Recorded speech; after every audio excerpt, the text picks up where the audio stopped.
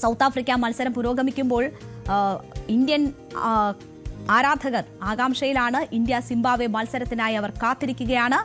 രാത്രി 7 മണിക്ക് ചെന്നൈയിലാണ് ഈ മത്സരം. ഇന്ത്യക്ക് ഇന്ന് മത്സരം ജയിച്ചേ മതിയാകൂ. അതേസമയം മലയാളികൾക്ക് ആശ്വാസവും സന്തോഷവുമായി സഞ്ജു സാംസൺ ടീമിൽ തിരികെ എത്തുമെന്ന് ഏതാണ്ട് ഉറപ്പായിരിക്കുകയാണ്.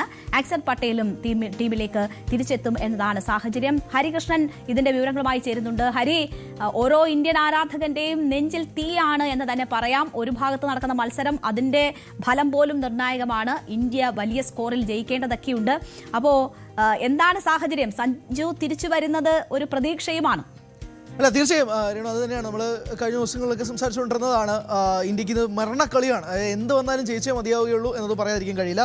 അതോടൊപ്പം തന്നെ ഇപ്പോൾ സൗത്ത് ആഫ്രിക്ക വെസ്റ്റ് ഇൻഡീസ് മത്സരം നടക്കുകയാണ്. അതിൻ്റെ ഫലം വളരെയധികം നിർണായകമാണ് ഇന്ത്യയെ സംബന്ധിച്ചിടത്തോളം.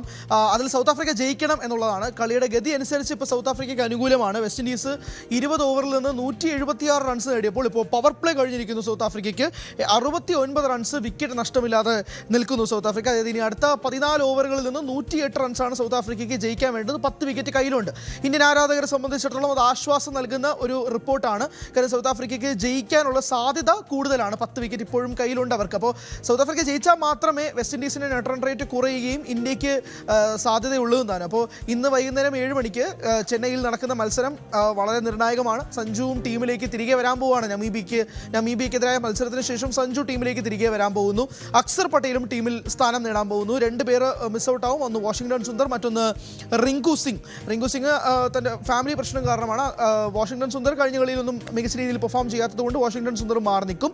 പക്ഷേ ഏറ്റവും പ്രധാനപ്പെട്ട കാര്യം ടീമിൽ ഉണ്ടാകുന്ന ചേഞ്ചസ്. സഞ്ജു വരികയാണെങ്കിൽ ടോപ്പ് ഓർഡറിൽ ഉണ്ടാകുന്ന മാറ്റങ്ങൾ ഇതൊക്കെ തന്നെയാണ്. സഞ്ജു ഓപ്പണറായിട്ട് വരുമ്പോഴേക്കും ഓപ്പണറായിരിക്കുന്ന ഇഷൻ കിഷൻ ഇന്ന 3ലേക്ക് മാറും. അങ്ങനെ കുറച്ച് ടാക്ടിക്കലായിട്ടുള്ള ചേഞ്ചുമായിട്ടായിരിക്കും ഇന്ത്യ സൂപ്പർ 8-ലെ 2ാം മത്സരത്തിലായി ഇറങ്ങുന്നത്. പറഞ്ഞതുപോലെ തന്നെ സിംബാബ്വേയുമായിട്ട് ഇന്നത്തെ മത്സരത്തിൽ നെറ്റ് റൺ റേറ്റ് കണക്ക് കൂട്ടേണ്ടി വരുന്നത് വെസ്റ്റ് ഇൻഡീസ് ജയിച്ചാൽ മാത്രമാണ്. അല്ലെങ്കിൽ ഇന്ത്യ അടുത്ത 2 മത്സരങ്ങൾ ജയിച്ചാൽ മാത്രം മതിയാകും.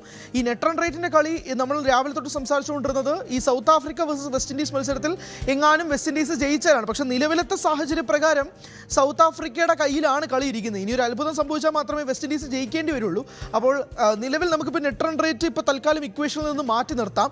ഇന്ത്യക്ക് അനുകൂലമാണ്. നേരത്തെ ഇരുണ്ട കാർമേഘങ്ങളായിരുന്നെങ്കിൽ ഇപ്പോൾ അതൊക്കെ മാറി സൂര്യപ്രകാശമൊക്കെ വന്ന് നിൽക്കുന്ന ഇന്ത്യൻ ഡ്രസ്സിംഗ് റൂമിനെ കാണാൻ സാധിക്കും. കാരണം ഇത്രയും നേരം ഈ കളി, അതായത് സൗത്ത് ആഫ്രിക്ക വെസ്റ്റ് ഇൻഡീസ് മത്സരം വരുന്നത് വരെ നെഞ്ചിൽ തീയായിരുന്നു. പക്ഷേ ഇപ്പോൾ സൗത്ത് ആഫ്രിക്ക മത്സരം ജയിക്കുകയാണെങ്കിൽ ഇന്ത്യ അടുത്ത 2 കളി ജയിച്ചാൽ മതി. നെറ്റ് റൺ റേറ്റ് ഒന്നും ഒരു പ്രശ്നവും ആവില്ല. കാരണം ഇന്ന് സിംബാബ്വെ ആയിട്ടുള്ള മത്സരം ജയിക്കണം. 1-ാം തീയതിയാണ് ഇന്ത്യയുടെ അടുത്ത മത്സരം. അത് ഞായറാഴ്ച. കപ്പ് ഉറപ്പിച്ച് ഇറങ്ങിയ ടീമാണ്. ഇപ്പോൾ മറ്റ് കളിയുടെ റിസൾട്ടുകളും ഒപ്പം തന്നെ 2 കളി വലിയ രീതിയിൽ വിജയിക്കേണ്ടുന്ന സാഹചര്യത്തിലേക്കും എത്തി നിൽക്കുന്നത്. എന്തായാലും ഇന്ത്യ ഒരു വമ്പൻ ജയം നേടുന്നത് കാത്തിരിക്കുകയാണ് എല്ലാ ആരാധകരും. നമുക്ക് കാത്തിരിക്കാം. 7 മണിക്കാണ് മത്സരം ആരംഭിക്കുക. ഹരികൃഷ്ണനാണ് വാർത്തയുടെ വിശദാംശങ്ങൾ നൽകിയത്. കൂടുതൽ വാർത്തകൾക്ക് News 18 Keralam YouTube channel subscribe ചെയ്യുക.